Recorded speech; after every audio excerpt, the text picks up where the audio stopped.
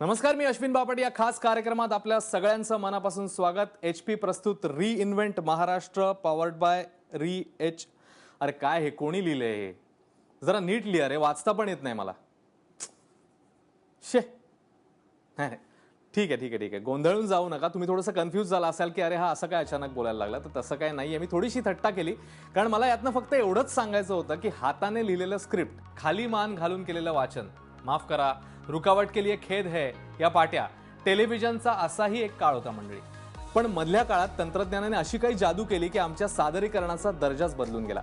हातातल्या कागदाऐवजी आता समोर टेलिप्रॉम्प्टर आलेले आहेत. हस्ताक्षराच्या जिलब्यांऐवजी स्वच्छ टाईप केलेला मजकूर आम्हाला अगदी समोर दिसत असतो. उत्तम लाइटिंग, ग्राफिक्सचा सपोर्ट, अशा सगळ्या आधुनिक तंत्रज्ञानाच्या मदतीने बातम्या बघणं हा सगळ्यांसाठीच एक इंटरेस्टिंग अनुभव झालाय. तर मुद्दा सांगायचा असा आहे की जगण्याच्या प्रत्येक पावलावर तंत्रज्ञानाने आपलं आयुष्य अगदी बदलून टाकलंय. उदाहरणार्थ आजचे आपले सगळे सन्माननीय अतिथीच बघा ना. म्हणजे आपण आता सगळ्या मान्यवरांना इकडे मंचावर बोलवणार आहोत. सगळ्यात सुरुवातीला मी मंचावर बोलवतोय राज्याचे माहिती तंत्रज्ञान सचिव VK गौतम सर, MIDCचे CEO संजय सेठी सर,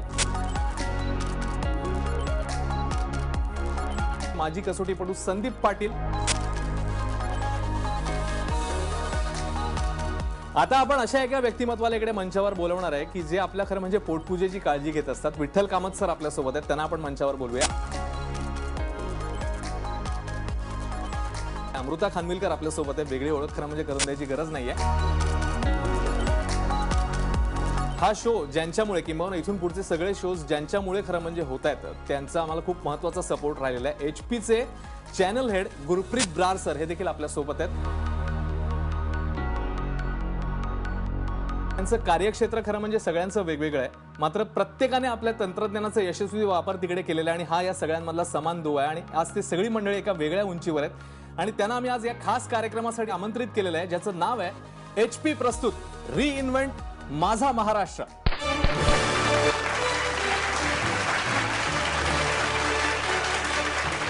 आणि हा केवळ एक टीव्ही शो नाहीये मंडळी, तर हे एक मिशन आहे महाराष्ट्राला तांत्रिकदृष्ट्या सबळ बनवण्यासाठी. आणि या सगळ्या मान्यवरांबरोबर आता आपण संवाद साधणार आहोत आणि त्यांचं तंत्रज्ञान क्षेत्रातलं नेमकं योगदान, त्यांची भूमिका, हे सगळं आपल्याला जाणून घ्यायचंय. तेव्हा या सगळ्या मान्यवरांसोबत आता आपण थेट चर्चेला सुरुवात करूया.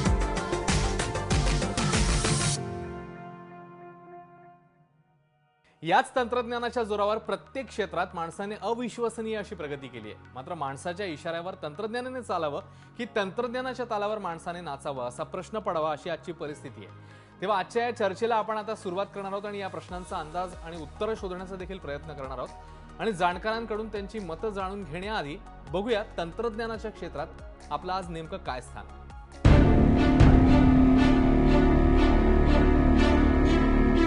महाराष्ट्र, दख्खनचं विस्तीर्ण पठार, सह्याद्रीचे राकटकडे आणि त्यातून वाहणाऱ्या नद्या, अशी ओळख असणारा आपला महाराष्ट्र. पण काळ जसा बदलत गेला तशी महाराष्ट्राची ओळखही बदलत गेली.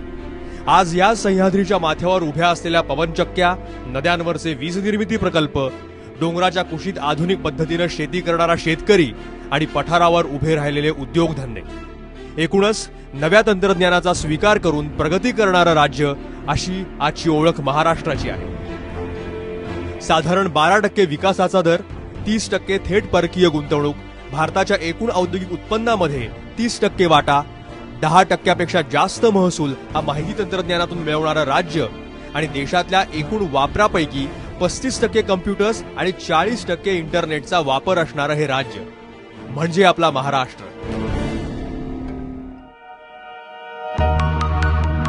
ही सगळी किमया साधली गेली आहे ती आधुनिक तंत्रज्ञानाच्या सुयोग्य वापरामुळे. अगदी व्यक्तिगत पातळीवर विचार करायचा झाला तर आपलं संपूर्ण ऑफिस पाठीवरच्या लॅपटॉपमध्ये घेऊन आज आपण कुठेही फिरू शकतो. मनी ऑर्डरची वाट पाहत सुस्त पडलेला कोकण आता ऑनलाईन पैसे ट्रान्सफर करून झळझळून कामाला लागलेला दिसतो. मास्तरांची वाट पाहत बसणाऱ्या वर्गाची आता व्हर्च्युअल क्लासरूम झाली आहे. या गोष्टी स्पष्टपणे दर्शवतात की तंत्रज्ञान आपल्या आयुष्यात किती महत्वाची भूमिका निभावत आहे. आणि म्हणूनच आज एक महासत्ता म्हणून जगाशी स्पर्धा करत असताना आपल्याला तंत्रज्ञानाचा अधिक गांभीर्याने विचार करायची गरज निर्माण झाली आहे. तंत्रज्ञानाचा पुरेपूर वापर आपण करतोय का? त्याच्या परिणामांबद्दल आपण जागरूक आहोत का? तंत्रज्ञानाच्या जोरावर धोरणं आखून पुढे जाण्या इतपत इन्फ्रास्ट्रक्चर आपल्याकडे आहे का? कारण आज एकीकडे जरी आपण सौर ऊर्जेवर वाहनं चालवत असलो तरी महाराष्ट्रातल्या काही खेड्यांमध्ये आता कुठं वीज पोहोचते. याचाच अर्थ आपण एक उल्लेखनीय टप्पा जरूर गाठलाय. मात्र तंत्रज्ञानाचा फायदा समाजातल्या शेवटच्या माणसापर्यंत पोहोचवायचा असेल तर अजून डोळस प्रयत्न होणं आवश्यक आहे. आणि म्हणूनच एबीपी माझाच्या वतीनं HP प्रस्तुत रिइन्व्हेंट माझा महाराष्ट्र हा उपक्रम आम्ही राज्यभर राबवत आहोत आणि आपला प्रत्यक्ष सहभाग या अभियानात आम्हाला अपेक्षित आहे. HP प्रस्तुत रिइन्व्हेंट माझा Maharashtra supported by Maharashtra chamber of commerce आणि MIDC या कार्यक्रमात एबीपी माझा तर्फे आपल्या सगळ्यांचं मनपूर्वक स्वागत पुन्हा एकदा. आणि आता आपण थेट चर्चेला सुरुवात करणार आहोत. मंडळी, पूर्वी घरातनं बाहेर पडताना पेरूचा पापा घेतलास का असा प्रश्न हमखास विचारला जायचा. अर्थात पेन, रुमाल, चावी, पाकिट आणि पास घेतला का याची आठवण करून दिली जायची. पण काळ बदलला तसा आज बाहेर पडताना मोरूचा पेका घेतलास का म्हणजे असा प्रश्न विचारला जातो की मोबाईल, रुमाल, चार्जर, पेनड्राईव्ह आणि कार्ड हे सगळं तुम्ही घेतलंय की नाही याची आठवण आपल्याला करून दिली जाते. तर आधुनिक तंत्रज्ञान इतकं आपल्या रोजच्या आयुष्याशी समरस झालेलं आहे आणि याच तंत्रज्ञानाच्या जोरावर प्रत्येक माणसाने प्रत्येक क्षेत्रात खरं म्हणजे खूप मोठी प्रगती केलेली आहे. आणि अशी मान्यवर मंडळी आज आपल्या सोबत आहेत. माणसाच्या इशाऱ्यावर तंत्रज्ञानाने चालावं की तंत्रज्ञानाच्या तालावर माणसाने चालावं, कदाचित हा प्रश्न, ही परिस्थिती आज निर्माण झालेली आहे. आणि तेव्हाच आपण या चर्चेमध्ये याच प्रश्नाचा किंबहुना अंदाज घेणार आहोत, पुढचा प्रवास सगळा बघणार आहोत, या सगळ्याची उत्तरं शोधणार आहोत. आणि त्यासाठी सगळी मान्यवर मंडळी आपल्या सोबत आहेत. तर आपण सुरुवात करूया चर्चेला. पण सगळ्यात सुरुवातीला मला एक कॉमन प्रश्न आहे सगळ्यांना की तुम्ही सगळ्या मंडळींनी खरं म्हणजे आपल्या प्रेक्षकांना हे सांगावं की तुमच्या आयुष्यामध्ये तंत्रज्ञानाचं स्थान काय, तुम्ही कसं त्याच्यामध्ये यूज करता ते. तर गौतम सरांपासून आपण सुरुवात करू.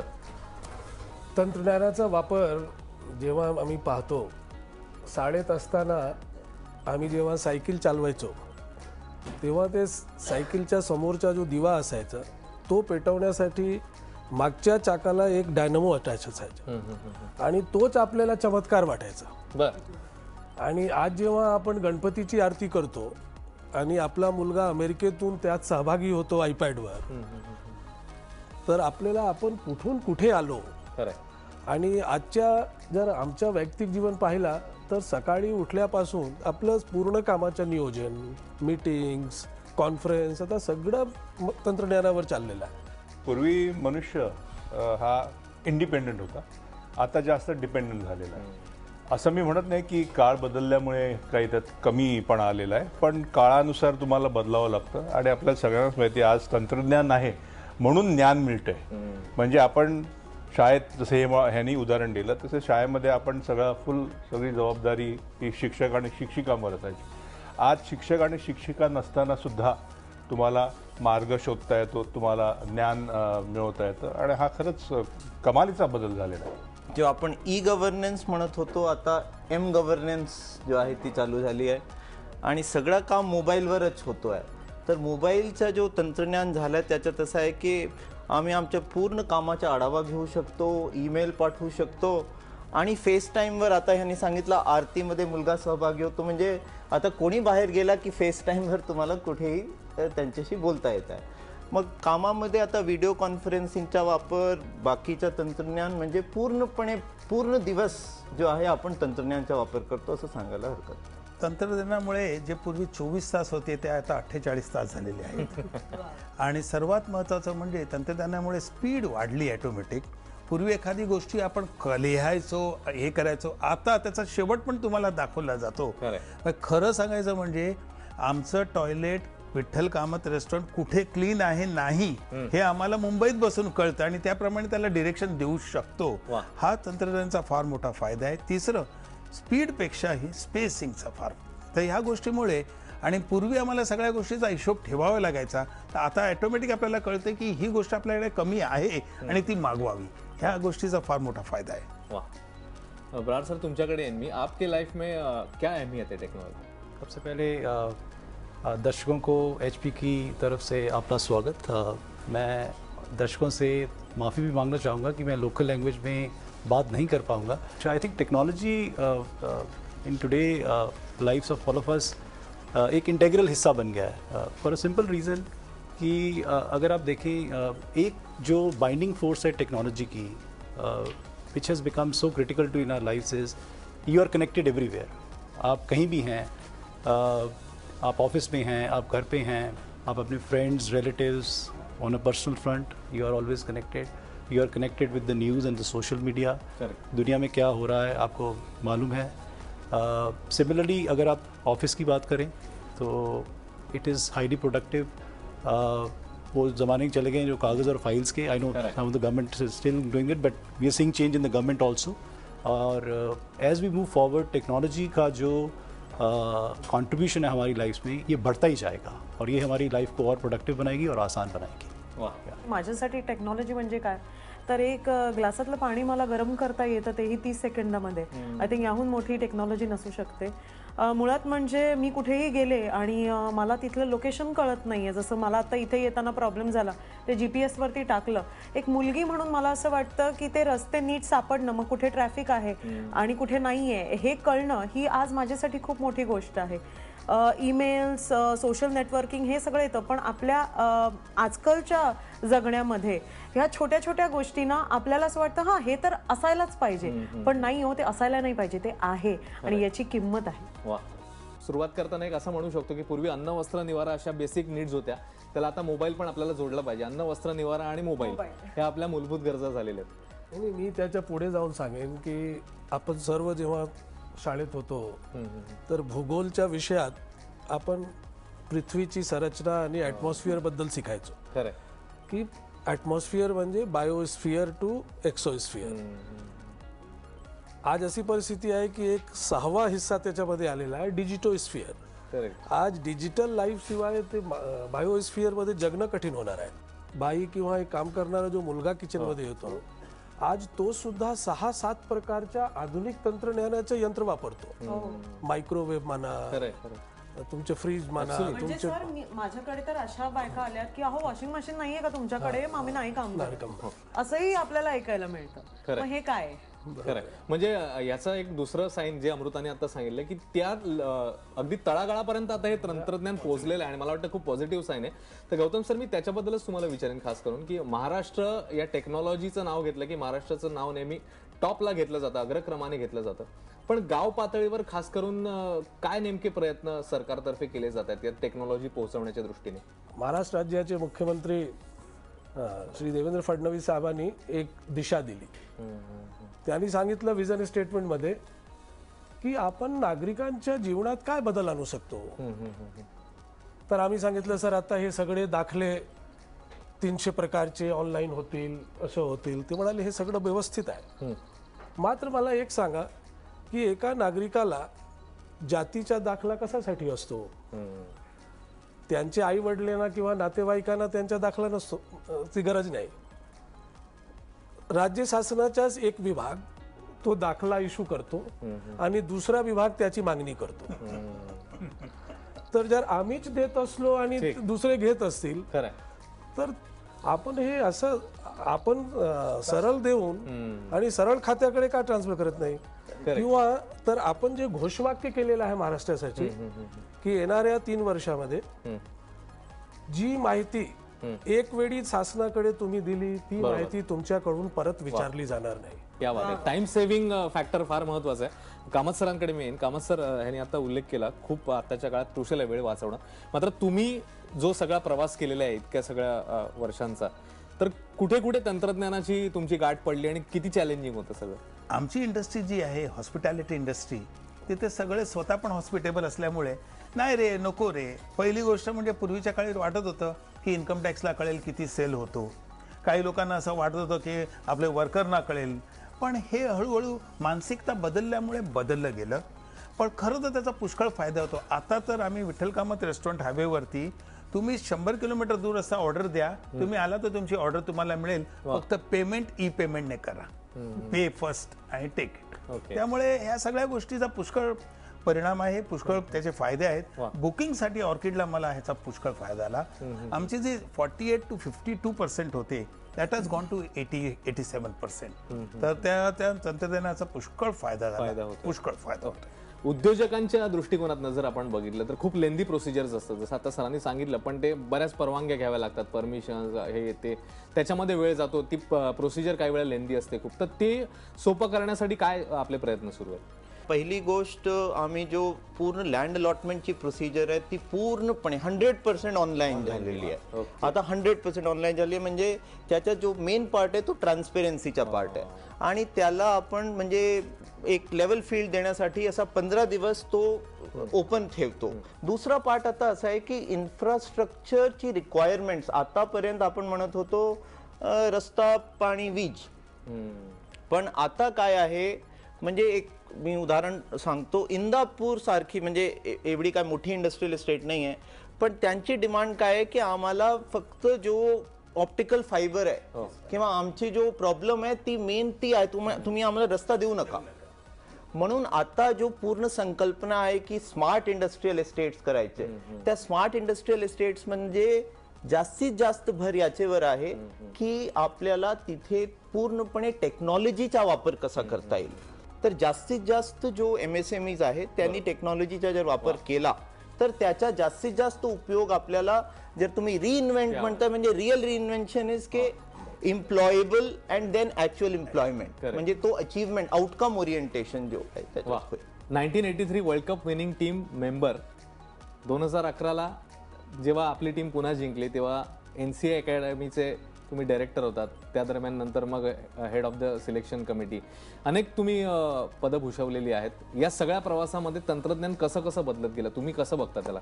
म्हणजे अगदी 1983चा तू आता उल्लेख केलास की तेव्हा काहीच नव्हतं आम्हाला. म्हणजे मी अगदी आठवते, मला सुनील माझा रूम पार्टनर होता, सुनील गावस्कर, आणि वेस्ट इंडिजचे सगळे हे महान फास्ट ते जे बोलत होते त्यांना मी फक्त पेपरात बघितलं होतं.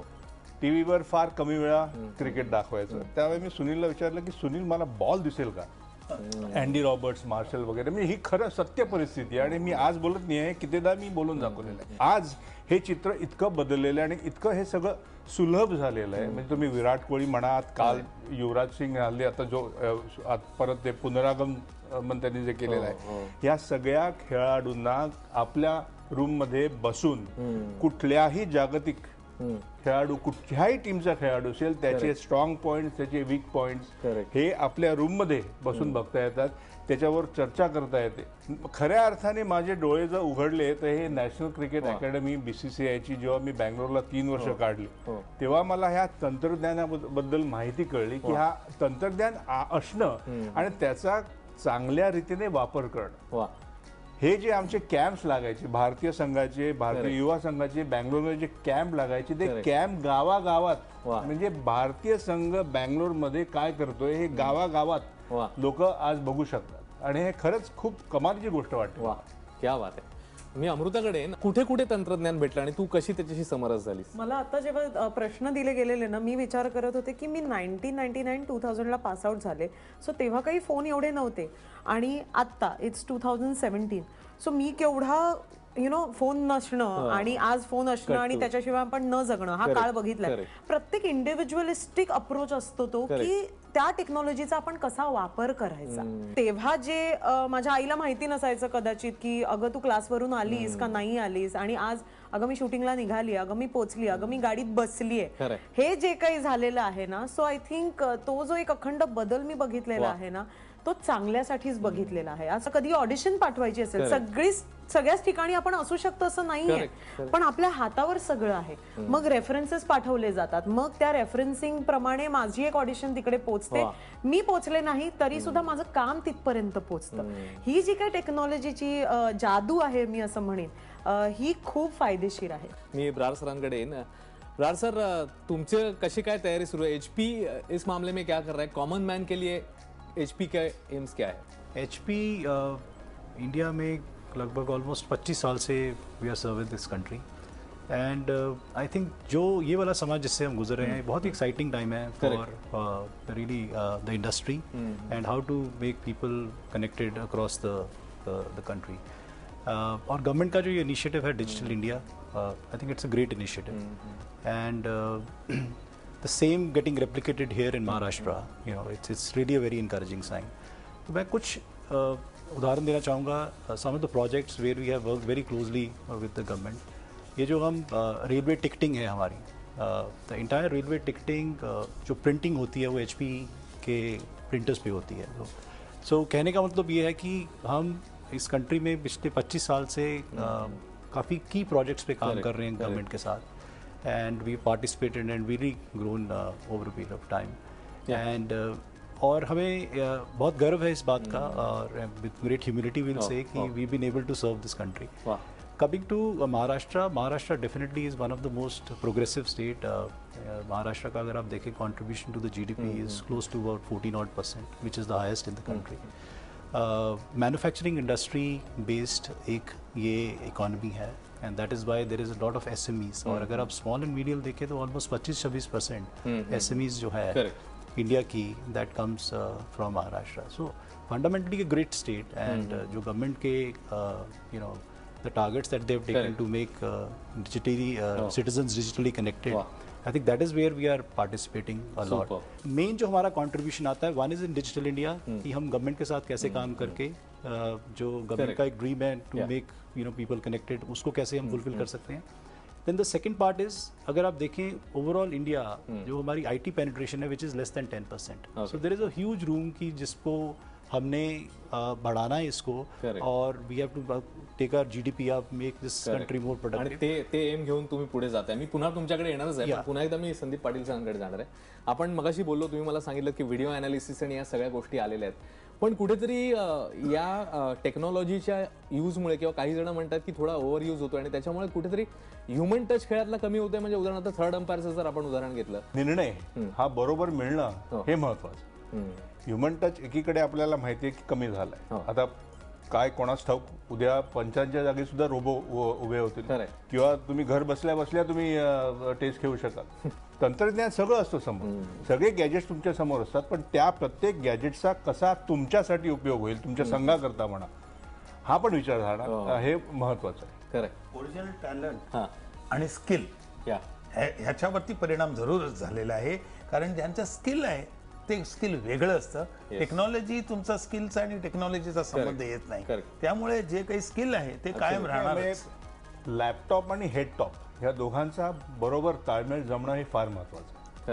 म्हणजे ते आपण म्हणतो ना, कुठेतरी मला असं वाटतं की ह्युमन टच आणि टेक्नॉलॉजी टच याच्यामध्ये जो माणूस हे दोन्ही चॅलेंजेस एक्सेप्ट करेल आणि निभावेल ना, तो खरा माणूस. पण कुठेही मला असं वाटतं आपण एक माणूस की जेव्हा सोडू शकत नाही ना, तेव्हा तो ह्युमन टच सुद्धा सोडून चालणार नाही. बिझनेस ग्रोथचा जर आपण विचार केला, तुमचा सगळा पसारा आपल्या सगळ्यांनाच माहिती आहे, तर बिझनेस ग्रोथ अचीव्ह करताना टेक्नॉलॉजीची कशी तुम्ही सांगड घातलीत आणि कसे पुढे गेलात तुम्ही? काळ कसा बदलला की पूर्वी माणसांकडनं जी कामं व्हायची आणि त्यांच्याकडनं ज्या अपेक्षा होत्या, त्यांच्या इफिशियन्सी कमी होत गेली आहे. त्यामुळे टेक्नॉलॉजी वाढवावी लागली, कारण टेक्नॉलॉजीमध्ये तुम्हाला तुमच्या आव्याक्याने कामं होऊ शकतात. दुसरं, टेक्नॉलॉजीमुळे एक शेफ आहे तो 50 लोकांना एका वेळी ट्रेनिंग देऊ शकतो. टेक्नॉलॉजीमुळे तुमचं बुकिंगचं जे आहे ते वेगळं. आणि पूर्वी नोटा पण हाताने मोजायचे, इथे एका मिनिटामध्ये तुमच्या 1 लाखाच्या नोटा मोजून होतात. त्याचा पुष्कळ परिणाम झालेला आहे. सर, MIDC बद्दल जर आपण स्पेसिफिक विचारलं तर युवा उद्योजक जे आहेत तर त्यांच्यासाठी स्टार्टअपच्या दृष्टिकोनातून काही तुमचे कशा प्रोव्हिजन्स आहेत आणि त्यांना एनकरेजमेंट द्यायला तुम्ही काय पावलं उचललेली आहेत? एक स्पेसिफिक प्रोग्राम म्हणजे सिडबीचा एक व्हेंचर कॅपिटल फंड क्रिएट करण्यात आला 200 कोटीचा. त्याच्यात 75 कोटी MIDCने टाकलेले आहेत, आणि त्याच्यात जो म्हणजे जास्तीत जास्त जो स्टार्टअप्स जो आहे त्याला त्याची मदत होईल. पण त्याशिवाय ज्यावेळी आपण म्हणतो युवा उद्योजक म्हणजे जो MSME मध्ये भरतात, तर त्याच्यात एक आम्ही म्हणजे रिझर्वेशन करतो प्लॉट्सची. आता प्लॉट निहाय 20% जो आहे रिझर्वेशन करण्यात येते. दुसरा आहे क्लस्टर स्कीम्सला फार म्हणजे अशी ऍक्च्युअल मदत दिली जाते 2.5 कोटी ते 10 कोटीपर्यंत. म्हणजे त्याच्यात फूड प्रोसेसिंग इंडस्ट्रीचा उदाहरण जर घेतला तर बरेच अशी गोष्टी असतात, म्हणजे ग्रेडिंग, सॉर्टिंग, पॅकेजिंग, स्टोरेज, की ज्याच्यामुळे व्हॅल्यू ऍड भरपूर होत असते. पण ते कॉमन फॅसिलिटीज म्हणून आम्ही मदत करतो. म्हणजे जर उद्योजक ते एकत्रित आलेत, आणि विशेषतः युवा उद्योजक जसं तुम्ही म्हणाला, तर त्याचा खूप उपयोग होतो. म्हणजे जो व्हॅल्यू एडिशन आहे ती नेमकं R&D आणि प्रॉडक्ट डिझाईन मध्ये जास्तीत जास्त आहे. आणि टेक्सटाईल सेक्टर असेल किंवा ज्याच्यात एम्प्लॉयमेंट जास्त आहे, तर त्या ठिकाणी आम्ही या प्रकारची मदत जो आहे यांना उद्योजकांना करतो.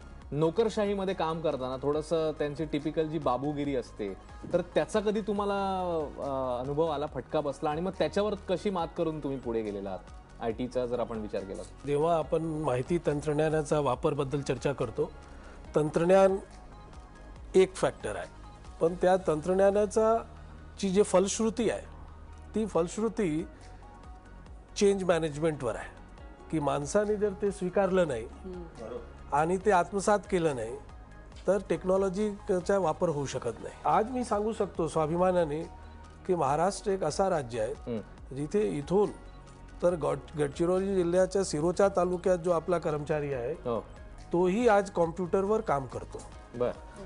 आणि महाराष्ट्र एक मेव राज्य आहे ज्यांनी शासनाकडून जनतेला ज्या 372 प्रकारच्या सेवा दिल्या जातात बरं. त्या आपले सरकार पोर्टलवर ऑनलाईन केलेलं आहे. जर स्मॉल स्केल इंडस्ट्रीचा अपन विचार केला, छोटे जो बिजनेसमैन है उनका बजट भी काफ़ी कम होता है, कंस्ट्रेंट्स होते हैं उनको, तो वो थोड़े से रिलेक्टेंट होते हैं यूज़ करने के लिए टेक्नोलॉजी, तो उनके लिए क्या सोच रही है HP, क्या कर रही है?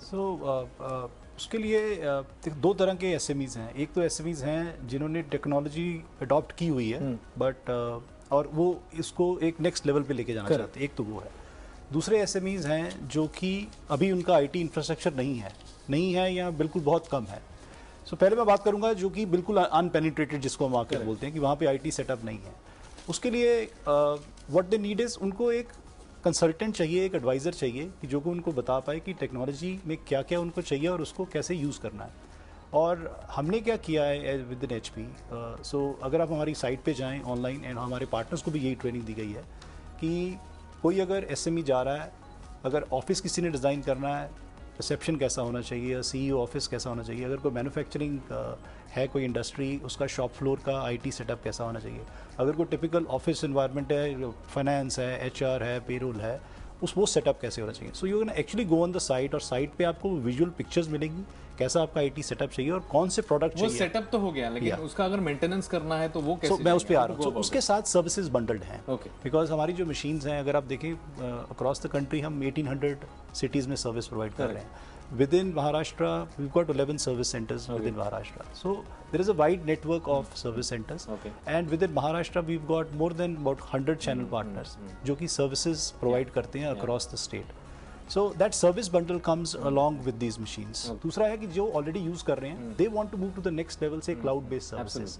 और उनके लिए जो service setup हम बना रहे हैं, which is very different in the sense, और उनको उसके लिए भी इन्वेस्टमेंट भी चाहिए. आपका जो पॉइंट था फाइनेंस वाला, बड़ा अच्छा पॉइंट था. उसमें हम क्या ऑफर कर रहे हैं, रादर देन दे बाइंग की अपफ्रंट कॉस्ट से मशीन लेके वो यूज़ करें, हम उसको device as a service use एक फाइनेंसिंग स्कीम के साथ देना चाहते हैं, जिसमें कि उनकी क्लाउड बेस्ड सर्विसेज अवेलेबल हों.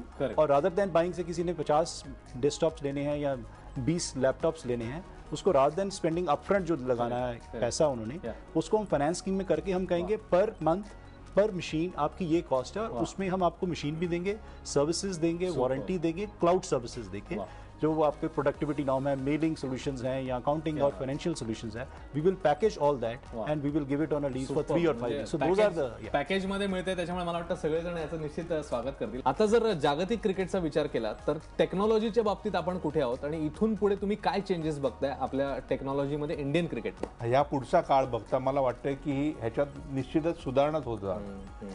जसं सगळेच म्हणतायत की त्याचा वापर करणं हे प्रत्येकावर आहे. खरंय. की तुमच्यासाठी काय चांगलं आहे, की तुमच्या संघासाठी काय चांगलं आहे, हे जोपर्यंत तुम्हाला कळत नाही तोपर्यंत समोर असलं तरी त्याचा काही फायदा होत. ऍब्सोल्युटली. पण आज जे चाललेलं आहे हे चित्र खरंच एक म्हणजे भवितव्याच्या दृष्टीने फार एक सुवर्ण काळ मी म्हणेन या पुढचा. माझं असं म्हणणं आहे की भारतामध्ये आता फक्त 10%च हॉस्पिटॅलिटी इंडस्ट्री वापरली गेलेली आहे. ओके. स्कोप 90% आहे. सगळ्यात महत्त्वाचं म्हणजे की इन्फ्रास्ट्रक्चर जर वाढवलं तर भारतामध्ये हॉस्पिटॅलिटी इंडस्ट्री 10 पट पुढे जाईल 10 वर्षात. फक्त नियम, नियोजन आणि नियंत्रण जे आहे ते बदललं पाहिजे. कारण आपण टेक्नॉलॉजी येऊनही जे नियम आहे 55 वर्ष जुने महाराष्ट्र गव्हर्नमेंटचे नियम, भारताचे नियम हे बदलले गेले पाहिजेत. मोबाईल तुम्ही 3 महिन्यात बदलता, पण नियम नाही बदलला तर हे चालणार नाही. बाहेर विचार व्हायला पाहिजे. हो, आउट ऑफ द बॉक्स झालाच विचार होणं पाहिजे. फार महत्वाचं आहे. त्याचा झालाच पाहिजे. मेक इन महाराष्ट्र प्रत्यक्षात आणण्यासाठी किंवा पूर्णपणे साकारण्यासाठी काय पावलं उचलणार आहे आपण? मेक इन महाराष्ट्राची एक चांगली सुरुवात झालेली आहे असं म्हणायला बिलकुल हरकत नाही. कारण रिस्पॉन्स आपल्याला भरपूर आहे. इन्क्वायरीज आमच्याकडे खूप येतात. म्हणजे MIDC पहिला टच पॉइंट असल्यामुळे म्हणजे बाहेरच्या जो काय फॉरेन डायरेक्ट इन्व्हेस्टमेंट आहे सगळे लोक आमच्याकडे येतात आणि मागचे 1 वर्षामध्ये सुद्धा जर आपण विचार केला तर खूप इन्क्वायरीज जो आहेत ते वाढलेली आहेत. महाराष्ट्रामध्ये खरं म्हणजे एम्प्लॉयमेंट जनरेशनवर जो भर असला पाहिजे त्या दृष्टीने सुद्धा जास्तीत जास्त MSMEs त्यांचा ग्रोथ पोटेन्शियल कसा होईल आणि मेक इन महाराष्ट्र खरे रूपाने साकार होईल त्याच्यावर जास्त भर आहे. How HP is going to go ahead about this to achieve that plan? पिछले 1-1.5 साल के अंदर हमने मोर देन 25 lakhs जो लैपटॉप जो स्टूडेंट्स जो वेरियस गवर्नमेंट्स ने जो डिस्ट्रीब्यूट किए हैं, so those have been HP and they've been serviced and they've been, the students have been trained on those laptops. That's a real digital India if you ask me, because the families will be connected, so that's one. Second is corporates we've been doing and we'll continue, and the other biggest fact which we were discussing was on the SME side, because for the growth of any country economy, I think SMEs have a big role to play. And that's where हमारा बहुत ज़्यादा focus है. एक तो digital India और बाकी SMEs और consumer में अगर आप देखें so there are lot of finance schemes which are there from a consumer, so for a consumer to make the buying easy, so काफ़ी ज़्यादा हम उसके ऊपर फोकस कर रहे हैं. म्हणजे अपॉर्च्युनिटीज खूप आहेत, फक्त मंडळींनी पुढे येण्याची गरज आहे. अमृताकडे मी जाईन शेवटचा प्रश्न अगदी थोडक्यात. अमृता, या तुझ्या मनोरंजन क्षेत्रामध्ये येणाऱ्या काळात तू कसे बदल बघतेस तंत्रज्ञानाच्या बाबतीत आणि काय चित्र दिसते अगदी थोडक्यात? अगदी थोडक्यात सांगायचं तर आय सी द बॅरियर्स व्हॅनिशिंग. कळलं का? कारण टेक्नॉलॉजीमुळे तुम्हाला दिसतं तर सगळं आहे, हा, पण एक्सेप्ट करायची पण ताकद ठेवा. कुठेतरी माणुसकी सोडू नका, पण निदान हॉरायझन्स तरी वाइडन अप करा, एवढं मला वाटतं. वा, super. Gautam sir, wind up करताना आपण काय सांगाल, हे सगळं कसं आता आपण अचीव करणार आहोत इथून पुढे? एक गोष्ट तरी ठरलेली आहे की येणाऱ्या कालामध्ये माहिती तंत्रज्ञानाच्या वापराशिवाय आपण पुढे जाऊ शकत नाही. ऍब्सोल्युटली. आम्ही जेव्हा नोकरीत आलो तेव्हा एकच चर्चा व्हायची, गावातून जिल्ह्याकडे जाणारे रस्ते, गावातून सुटणारी ST आणि कोकण असला तर 2 गावाच्या मधला साकव. म्हणजे हे कम्युनिकेशन आज मी म्हणतोय की जरी गावातून शहराकडे जाणारा PWDच्या रस्त्यात खड्डे असतील तरी चालतील, तिथे ऑप्टिकल फायबर गेला तर मुलगा सिलिकॉन व्हॅलीला जाईल. Very good. आणि त्यासाठी जो इन्फ्रास्ट्रक्चर आहे, जसं सेठी म्हणत होते, महाराष्ट्र शासनाने डिसेंबर 2018 पर्यंत महाराष्ट्र राज्यातील सर्व 29,000 ग्रामपंचायतीपर्यंत ऑप्टिकल फायबर घेऊन जाण्याचं नियोजन केलेलं आहे. आणि मला असं इकडे वाइंड अप करताना एवढंच म्हणावं असं वाटतं की मला वाटतं परंपरा आणि आधुनिकता यांचा एक ब्रिज म्हणजे टेक्नॉलॉजी आहे. आय थिंक आपण तोच ब्रिजवरनं सगळ्यांनी प्रवास करायचा आणि असं एक आशादायी चित्र घेऊन आपण टेक्नॉलॉजीच्या फ्रंटवर महाराष्ट्राचा जर विचार केला तर आपण पुढे जाणार आहोत आणि रिइन्व्हेंट करण्याच्या या अभियानाला किंबहुना आज आपण इकडे सुरुवात केलेली आहे. आणि शहरी भागातलं चित्र जरी सकारात्मक असलं तरी सातपुड्याच्या डोंगरातला आणि गोंदियाच्या जंगलातला आदिवासी मात्र तांत्रिक प्रगतीपासून अजूनही दूर आहे. हे आपल्याला वास्तव नाकारून चालणार नाही. आणि जेव्हा डोक्यावरून हंडा आणणाऱ्या बाईचा त्रास कमी होईल त्या दिवशी खऱ्या अर्थाने महाराष्ट्र तांत्रिकदृष्ट्या सक्षम झाला असं आपल्याला समजायला लागेल. आणि आपण ही अपेक्षा व्यक्त करून केवळ हा विषय सोडून नाही देत आहोत, तर ABP माझाच्या वतीने हे मिशन आपण पुढे घेऊन जाणार आहोत. HP प्रस्तुत रिइन्व्हेंट माझा Maharashtra, supported by Maharashtra chamber of commerce आणि MIDC. आपल्या शहरात आम्ही येऊ तेव्हा या अभियानात आपण नक्कीच सहभागी व्हा. टेक्नॉलॉजीचा वापर करणारे व्यावसायिक, लघु उद्योजक किंवा स्टार्टअप एजन्सी जर आपण असाल तर जरूर या उपक्रमामध्ये सहभागी व्हा. आणि त्याच्यासाठी आम्ही आमचे फोन नंबर्स तसंच आमची वेबसाईट देखील आमच्या समोर ठेवणार आहोत. तंत्रज्ञानाचा योग्य वापर करून आपण जर काही नवनिर्मिती केलेली असेल तर आपली ही यशोगाथा या अभियानात समाविष्ट करून घ्यायला आपल्याला नक्की आवडेल. तेव्हा तुमचा सहभाग नोंदवण्याकरता www.reinventmaharashtra.abpmaza.in ही आपली साईट आहे. आणि अभियानाच्या पहिल्या टप्प्यामध्ये आम्ही औरंगाबाद, पुणे, नाशिक, नागपूर, कोल्हापूर, ठाणे तसंच मुंबई या वेगवेगळ्या ठिकाणी जाणार आहोत. तिकडच्या मंडळींना भेटणार आहोत. तेव्हा लवकरच भेटूया. HP प्रस्तुत रिइन्व्हेंट माझा महाराष्ट्र या अभियानांतर्गत तुमच्या शहरामध्ये. टेक्नॉलॉजीचं महत्त्व यापूर्वीच्या कोणत्याही शतकात नव्हतं तेवढं या शतकात वाढलेलं आहे. आणि मला आनंद आहे की ABP माझा रिइन्व्हेंट माझा महाराष्ट्र या नावाने एक सदर घेऊन लोकांच्या समोर येतोय आणि टेक्नॉलॉजीतलं नाविन्य लोकांपुढे आणण्याचा त्यांचा अतिशय स्तुत्य आणि चांगला उपक्रम आहे. मी ABP माझाचं अभिनंदन करतो. खरं देश आता चंद्रावर जाण्याची भाषा करते, त्यावेळेला आधुनिक काळामध्ये टेक्नॉलॉजीची फार मोठी आवश्यकता आहे. म्हणून या असलेल्या कार्यक्रमाला निश्चितपणाने सर्वांनी पाहावं आणि त्याला एबीपी माझाने पुढाकार घेतला त्याबद्दल निश्चितपणाने त्यांचं अभिनंदन करतो. आपण आता डिजिटल वर्ल्डकडे चाललेलो आहोत आणि म्हणून मला आनंद आहे की मोठा इनिशिएटिव्ह एबीपी माझाने घेतलेला आहे.